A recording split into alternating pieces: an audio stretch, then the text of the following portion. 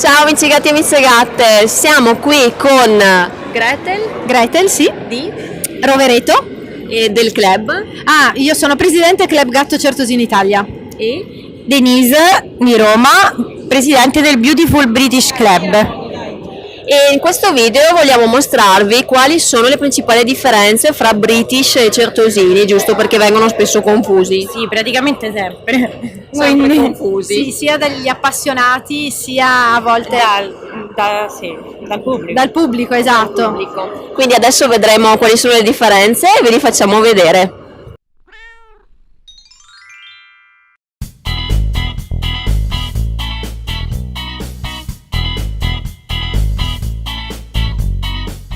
Allora, è un gatto, comunque un gatto piuttosto robusto, muscoloso.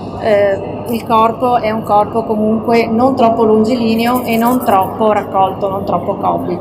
Il pelo è un pelo di colore che tecnicamente viene definito blu e c'è presente un sottopelo, quindi è un pelo molto folto e anche bello al tatto. La testa del certosino deve essere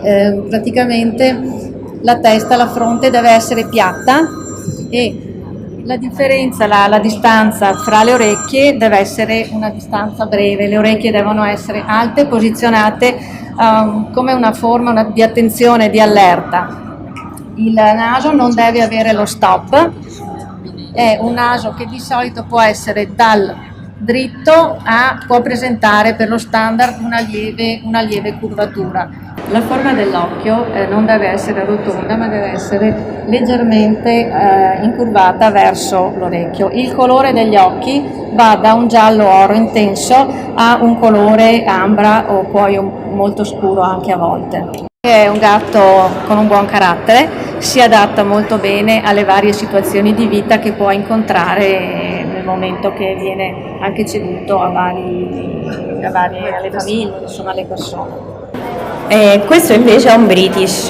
La differenza, diciamo, è proprio nella questione rotondità, perché come vedete il British è molto rotondo e a differenza del certosino quello che lo contraddistingue è l'occhio bello rotondo, la testa tonda, queste guance belle massicce che donano rotondità a tutta la testa. Il profilo deve essere comunque sempre arrotondato e anche il sovrattesta. La stessa cosa per le orecchie, più sono piazzate basse e rotonde alla punta e più diciamo che il gatto è standard.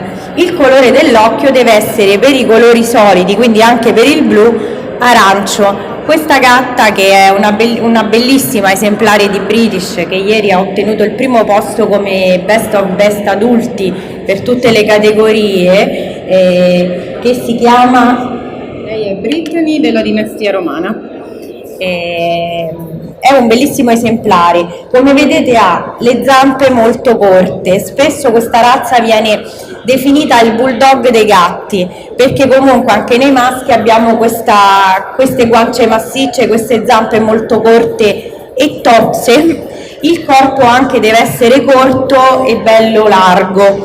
La stessa cosa vale per la punta della coda, e il pelo deve essere sempre un pelo che definiamo crispy, croccante, che significa che al tatto si ha un po' la sensazione del peluche Trudy, quindi è pungente, non è un pelo morbido o piatto. Infatti lo chiamano il gatto orsetto, proprio perché ha l'idea di questo piccolo orsetto di peluche. In questo momento abbiamo anche la fortuna di avere un membro importante del nostro club, che è Sergio Fumagalli, è il nostro rappresentante per l'estero.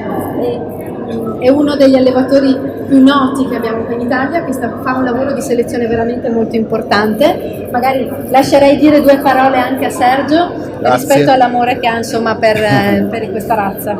Allora, la morfologia del certosino si differenzia in modo sostanziale dal British per diverse caratteristiche.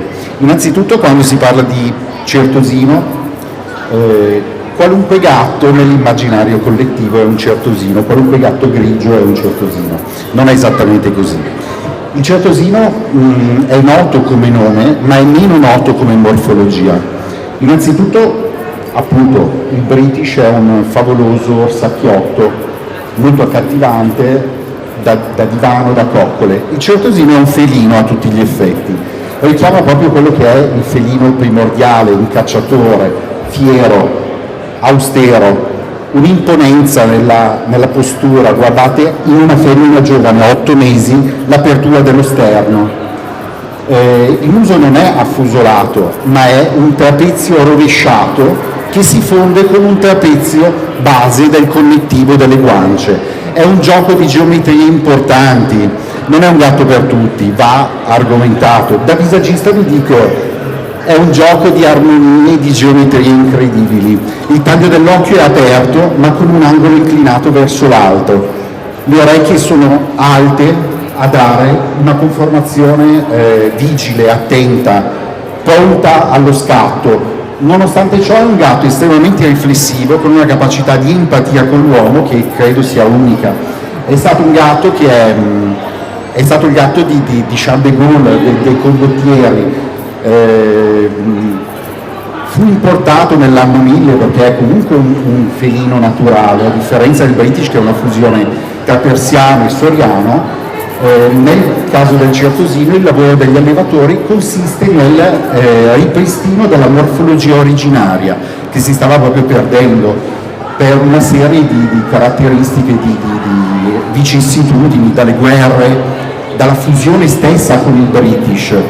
Jean Simonet, che fu il presidente del club francese, purtroppo mancato un anno fa, riconobbe e si batté affinché si suddivisero le razze. La morfologia del certosino è totalmente diversa. Il sottopelo del certosino ha nello stesso bulbo pilifero un pelo, come posso dire, parassita, che è il pelo, come posso dire, più morbido, più tenue. Generalmente ha una caratteristica anche di essere più lanoso. Il sovrappelo è più serico, più lucido ed ha all'effetto della luce un effetto di rifrazione del sole con dei viraggi violetti straordinari, in contrasto con il manto con gli occhi che variano dall'ambra all'oro. Il British ha dei colori dell'occhio arancio, vivo, caldo, rami. Nel certosino l'occhio, quando è intenso, è cuoio, è saturo, è un colore, come posso dire, io dico che ti legge l'anima, ha la capacità di entrare in empatia con l'uomo come nessuno. È un gatto che miagola poco, è un gatto vero. È chiaro che io vi dica che mi sono totalmente perso e innamorato.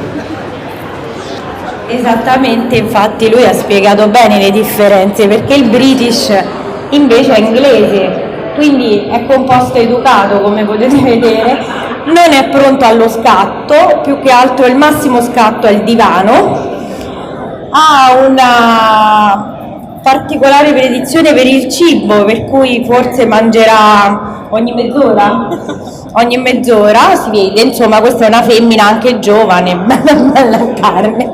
Di scatti felini io veramente ne vedo pochi, è un allevamento, più che altro ecco loro pancia all'aria, proprio rilassati e anche molto adatti alla pet therapy. Devo dire la verità che noi comunque ci lavoriamo tanto, quindi questo temperamento molto relax, molto rilassato, un po' polentone, insomma lo possiamo definire, è adatto anche a rilassare dei bambini. Come vedete, ecco, la farfallina più che seduta così, il gatto non fa, insomma, l'unica cosa di geometrico è il cerchio, quindi è tutto tondo, e la panza che è tonda, giusto?